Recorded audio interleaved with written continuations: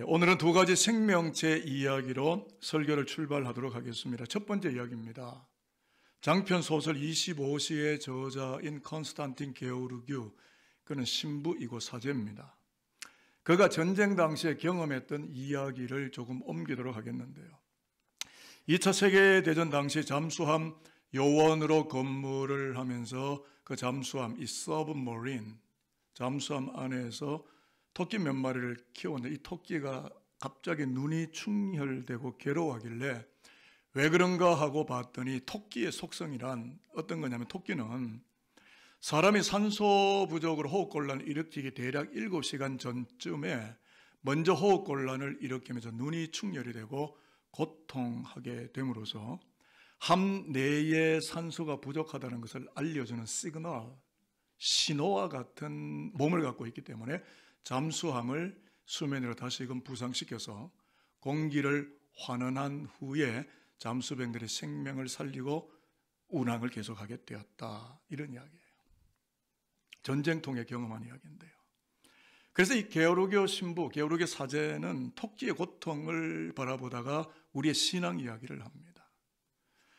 그 시대와 사회가 아무리 병들고 힘들다고 하여도 잠수함 토끼처럼 어떤 징조에 대해서 먼저 고통할 줄 아는 구성원이 있는 곳에는 희망이 있다. 여러분, 산돌교는 그 구성원들입니까? 두 번째 생명체 이야기입니다. 교회를 진단하는 서적들이 많은데 주전자 속의 개구리 The Frog in the Kettle이라는 책 제목이 있는데, 그 저자가 조지 바너라고 하는 교회 진단학자고 교회 미래학자입니다. 그가 섬뜩한 이야기를 꺼냅니다. 무슨 말이냐면, 미지근한 물이 담겨있는 투명 플라스크와 같은 이 주전자, 속이 들여다보는 주전자 속에 개구리를 집어넣고 밑에 알코올 램프와 같은 군부를 서서히 때우면 열을 가하면 개구리는 태어난 게 변온동물이에요. 그러니까 이 변온동물 개구리는 상승하는 온도를 못 느낍니다. 못 느끼기 때문에 온도가 계속 높아가도 그냥 거기 있는 거예요. 안 튀어나옵니다. 기분 좋게 천천히 거기서 죽어간다. 이 개구리 이야기를 꺼내는 것이 교회를 말하려고 하는 것은 우리의 기독교 신앙을 말하려는 것인데, 요지가 뭐냐면 오늘의 교회가 주전자 속에서 서서히 기본적으로 죽어가는 무감각한 개구리가 되지 말아야 되겠고, 시대와 사회를 에워싸고 둘러싸고는 고통을 끌어안고 그 고통 속에서 생명을 구원케 하시려는 하나님의 희망을 만나고 그 희망을 섭취하고 그 희망을 그 세대들에게 전달할 수 있는 거룩한 소명을 감당해야 된다 라는 걸 깨우칩니다. 다음 주일이 교회 창립 58주년인데요.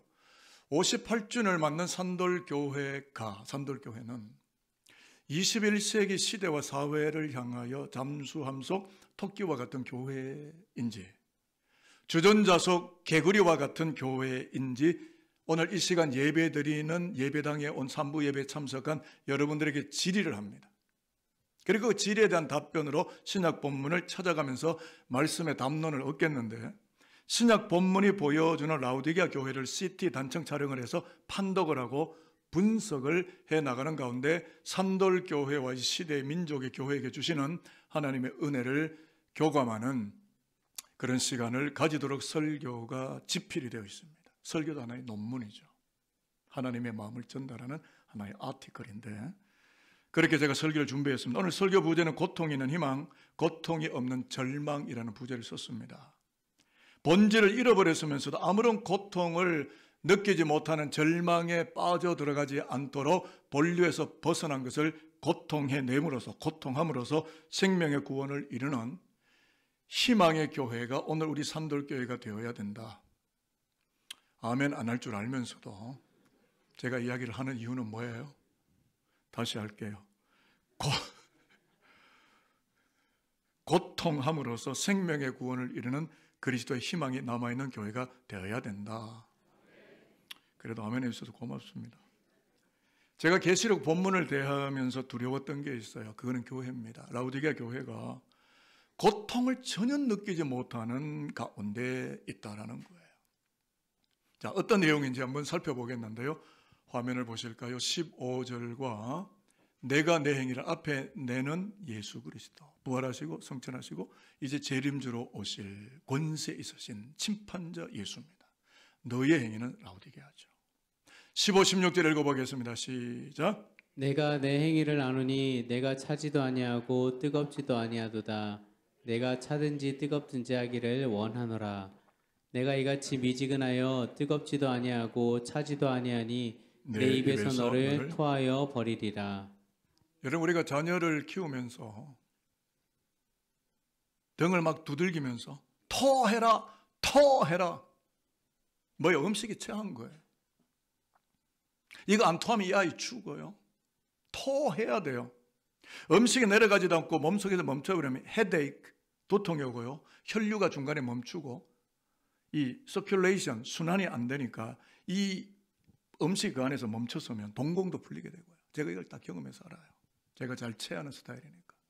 동공도 풀리고요. 그것이 계속되면 생명이 멈춰버리는 극한의 일들이 일어나게 되지 않습니까? 그래서 토해야만 합니다. 그러면 주님이 토하신다는 말이 뭘까? 이 토하리라 스피릿, 토하리라는 말씀은 십자가의 피로 세워진 라오디게아 교회가 뜨뜻 미지근해져 버려서 그 때문에 그 뜨뜻 미지근한 미적지근한 그것 때문에 죄로 인하여 죽어가는 그 땅 영혼을 바라보고 있으면서도 고통을 느끼지 못할 만큼 무감각해진 것을 예수께서 고통스러워하는 거예요.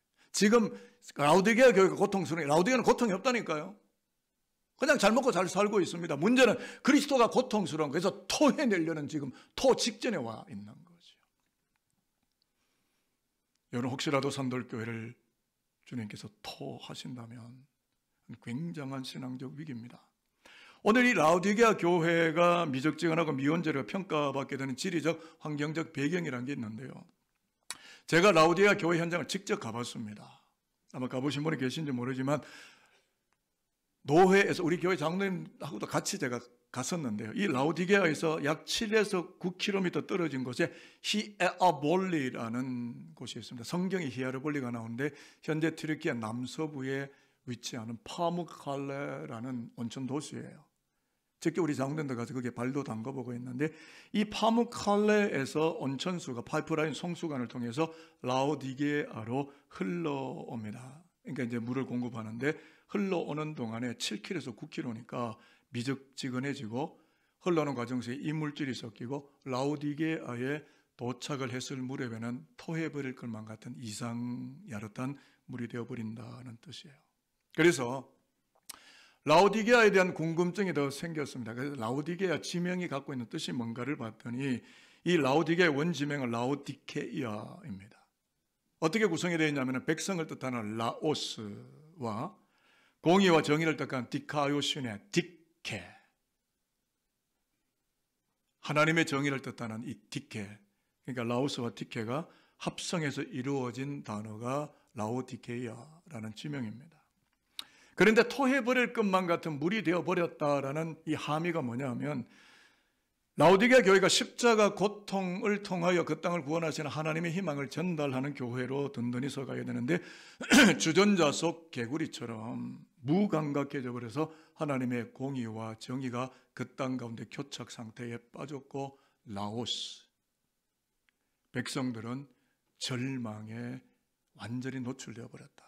이게 라오디게아 교회의 현실이었다라는 계시의 말씀입니다. 그렇다면 여러분, 왜 주전자 속 개구리처럼 무감각해져 버렸을까? 이유는 그들이 가지고 있는 환경입니다. 자, 17절을 읽겠는데 네가 말하기를 너는 앞에 내가 이 라오디게아 교회예요. 그들이 뭔가를 이야기했는데 주님은 다른 생각을 가지고 계신 거죠. 같이 한번 읽어볼게요. 시작. 내가 말하기를 나는 부자라 부유하여 부족한 것이 없다 하나 내 공고한 것과 가련한 것과 가난한 것과 눈먼 것과 벌거벗은 것을 알지 못하는도다. 성서 고고학자들의 이야기를 빌려오면 라오디게아는 부유한 도시입니다. 그러니까 물질적으로 풍요로운 곳이죠. 그러니까 그들을 둘러싸고는 물질적 풍요로 인해서 자신의 영적인 비참함을 파헤칠 안목을 놓치고 있었고 영적으로 무감각해져 있었다는 것입니다. 그러면 라오디게아는 무엇이 부유했느냐? 첫 번째 금융업입니다. 금융업이 왕성했기 때문에 뱅킹 시스템이 많았고 은행들이 많았고 자금 회전이 잘 돌았습니다. 돈 벌려면 여기 와야 되는 거예요. 출세하려면 여기 와야 되는 거예요. 두 번째는 양모 산업입니다. 의류 패션 산업이에요. 양모 산업이 왕성했기 때문에 화려한 옷을 직제해서 브랜드 패션을 즐기며 고가의 옷을 뻐기며 뽐내며 살고 있었다는 거죠. 또 하나는 안약 생산업이 왕성했기 때문에 암질, 눈병을 가진 사람들이 거의 없다고 말할 정도로 건강을 누리며 건강하게 살고 있었다는 것입니다. 그런데 여러분, 부유함 자체는 잘못된 게 아닙니다. 부유함 자체는 결코 문제가 아닙니다. 문제는 뭐냐 하면 문화적으로 사회적으로 돈 걱정, 옷 걱정, 약 걱정이 전혀 없던 그들을 주님께서 바라보시면서 판단하시고 판독하시는 평가가 뭐냐면 너희는 가난하다. 너희는 실오라기 하나 걸치지 않은 벌거벗은 자 네이키드. 너희들은 나체 상태다. 너희들은 눈이 멀었다. 무슨 말씀일까요? 주님이 무슨 이런 뚱딴지 같은 이야기를 교회에 하실까? 금융에 취하고 외모에 취하고 육체적 건강에만 취하여버려서 숨을 헐떡거리며 살아가는 그 땅 영혼들의 고통과 시대적 아픔을 전혀 느끼지를 못하고 주전자 속 개구리, 자기의 현실의 그 어떤 주전자 속에 유유자적하며 살아가는 무고통의 신앙을 가진 라오디게아 교회를 꾸짖는 견책과 책망의 말씀이 오늘의 본문의 이야기입니다. 여러분 혹시 궁금하신 분 있어요? 주님의 뜻은 뭘까요? 현실의 주전자 속에서 아무런 고민도 고통도 없이 살아가는 무감각한 개구리가 아니라 눈이 충혈되고 숨이 가빠져 올 만한 그런 민감한 토끼처럼 그 시대의 고통을 나의 결핍과 나의 고통으로 받아들이며 생명을 고파하고 구령하는 그리스도적 교회로 주님의 십자가 앞에 깨어 있어야 나의 교회고 내가 기뻐하는 교회고 나의 희망을 전달하는 그리스도의 교회가 아니겠느냐. 여러분 오늘 우리는 어떨까요? 그래서 그 말씀이 18절에 명시가 되어 있는데 이 말씀을 우리가 읽을 텐데요. 내가 너를, 앞에 나는 예수, 너는 라오디게아. 제가 지금 여러분을 책망하는 설교를 하는 것 같습니까? 그리스도가 지금 라오디게아 교회를 책망하는 설교로 들리십니까? 교회를 고치려고 하는 거예요. 교회를 세우려고 하는 거예요. 교회를 영적으로 눈뜨게 하려는 거예요. 일어나게 하려는 거예요. 그래서 진단을 하고 약을 줍니다. 고치려면 어떻게 해요? 메디케이션, 약을 줘야죠.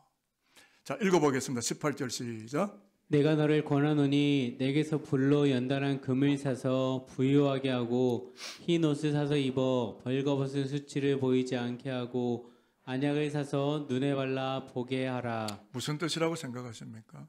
불로 연단한 금, 희게 씻은 흰 옷, 그리고 안약. 무엇을 의미하는 것일까요? 제가 말씀을 분석하고 설교를 준비하면서 해석을 했는데 어느 추석서에도 얹고 여러분의 담임 목사가 산돌교회를 바라보며 우리 다음 세대를 바라보며 희망을 섭취하기를 바라면서 교회를 향한 저의 희망이 담긴 추석서를 써왔습니다. 화면에 첫 번째는 금 같은 믿음, 두 번째는 희게 씻어낸 흰옷, 세 번째는 안약에 대한 주석인데 하나하나를 읽어나가면 이미 설교는 주석이 된 것이니까 여러분의 가슴에 담겨지기를 바라고 다 끝나서 이 주석이 내 마음에 고백이 된다면 여러분은 아멘으로 다가오시면 될 것 같습니다. 1세기 라오디게아 교회, 21세기 산돌교회는 동일한 본질을 갖고 있습니다. 그래서 같이 읽어 내려가며 세 가지의 주석서를 읽어가도록 하겠습니다. 시작. 1세기 라오디게아 교회, 21세기 산돌교회는 고통의 십자가를 통하여 하나님의 구원을 이루신 어린 양 예수를 앙망하는 금 같은 믿음으로 세상의 희망을 드시우는 교회가 되어야 하겠고 1세기 라오디게아 교회, 21세기 산돌교회는 십자가에서 고난당하신 어린 양 예수의 피로 성결하게 세척한 세마포를 입고 아직도 벌거벗은 듯 살아가는 목동인들, 한국인들, 세계인들, 다음 세대들에게 그리스도로 옷 입혀주는 희망의 교회가 되어야 할 것이고 1세기 라오디게아 교회, 21세기 산돌교회는 화학적인 약품으로서의 안약이 아니라 성령의 말로 다할 수 없는 탄식으로 열어서 보여주시는 이 시대의 죄성과 악성을 아파하고 고통하며 하나님의 구원을 구원을 탄원하는 탄원하는 희망의 교회가 되어야 하는 것이다. 것이다. 여러분의 담임 목사의 추석이 동의가 되시면 아멘입니다. 나중에 한번 곱씹어 보시고 이 문장을 더 원하시면 방송실에 이야기하시면 이 추석이 그대로 남아있을 겁니다. 조금 이따 제가 한 목사님을 소개할 텐데 1988년 사실은 87년부터 광나루 장신대를 올라가서 공부를 하고 준비를 하고 그 당시에 제가 정말 은혜를 받았던, 저는 이런 거에 참 은혜를 받는데, 한 신학자의 희망에 관한 이야기입니다. 그가 누구냐면 2차 세계대전 당시 희망의 신학을 말했던 Hope of Theology, 희망의 신학을 말했던 위르겐 몰트만, 지난 6월 3일 98세 일기로 돌아가셨습니다. 장로신학대학에도 몇 년 전 오셔서 신학 강론도 가르치기도 하셨던 굉장히 뛰어난 학자인데 그에게 이렇게 물었죠. 당신의 신학은 뭡니까? Jesus died for me. 예수가 나를 위해 죽으셨습니다. 이게 그의 신학의 모든 것이었어요. 어마어마한 막 삼위일체 하나님 나라 십자가에 달리신 어마어마한 책들을 다 썼는데 당신의 신학이 뭡니까? 예수가 나를 위해 죽으셨습니다. 그가 희망을 말하는데 화면에도 그 이야기가 나옵니다. 제가 적어봤어요. 나는 영국군 포로로 스코틀랜드 수용소에 있었다. 전쟁의 참혹한 가시 철조망 속에서 하나님을 향한 희망을 품었다. 희망을 가진 자는 살아남았지만 포기하고 절망한 자는 병들어 죽게 되었다. 희망을 저버리는 것, 체념하고 용기를 잃는 것이 죄이었고 이 모든 것은 절망의 토대를 둔 것임을 알았다. 그때 영혼의 수렁에 빠져있던 나에게 십자가에서 고통당하신 주님이 오셨다. 희망이 없는 신앙을 허공을 떠돌아다니는 유토피아에 불과하고 비록 고통이 서려 있을지라도 인류 역사는 고정된 공간이 아니고 새로운 미래를 향하는 희망의 자리이다. 십자가는 희망이었다. 저는 여러분에게 묻겠습니다. 여러분의 은행의 잔고가 희망이 있습니까? 여러분의 배운 바 학력과 학위가 여러분의 마지막 버틸 힘이 있습니까? 아직도 남아있는 건강이 여러분이 마지막 버틸 수 있는 힘의 원인입니까? 여러분의 희망이란 무엇입니까? 자식입니까? 그리스도인으로 3부 예배에 오신 여러분들에게 제가 무례하지만 정중하게 묻는 것은 저와 여러분의 인생의 십자가가 희망이 맞습니까? 여러분 스스로에게 답하십시오. 저에게 답 안 하셔도 돼요. 그 답에 따라서 여러분은 사시는 겁니다. 이제 설교를 오므리면서 산돌교회를 향해 질문합니다. 우리 산돌교회, 직교회, 교회학교, 우리 교회는 얼마나 많은 부서들이 있습니까? 이 공동체가 주전자 속 개구리가 아니라 잠수함 속 토끼와 같으려면 어떻게 해야 됩니까? 라고 목사님 가르쳐 주십시오 할 때 저는 성경을 알려드립니다. 19절부터 21절까지 이 말씀을 읽으면 오늘 설교는 끝이 날 것 같습니다. 무릇 내가 사랑하는 자를 책망한다 그래. 사랑하니까 경책하는 거예요. 관심이 없으면 더 이상 이야기하지 않죠. 같이 읽어보겠습니다. 시작. 무릇 내가 사랑하는 자를 책망하여 징계하노니 그러므로 내가 열심을 내라. 회개하라. 볼지어다 내가 문 밖에 서서 두드리노니 누구든지 내 음성을 듣고 문을 열면 내가 그에게로 들어가 그와 더불어 먹고 그는 나와 더불어 먹으리라.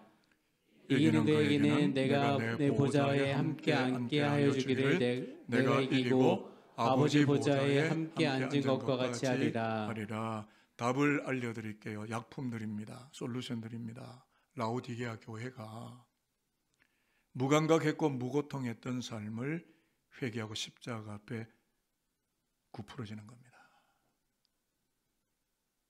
Return to cross, 십자가로 돌아오는 겁니다. 그러면서 삽니다. 두 번째, 십자가에서 못 박히신 그리스도 주님을 내가 영접하는 겁니다. 20절에 나오죠. 누구든지 내 음성을 듣고 문을 열면 내가 그에게 들어가 그로 더불어 먹고 그는 나로 더불어 먹는다.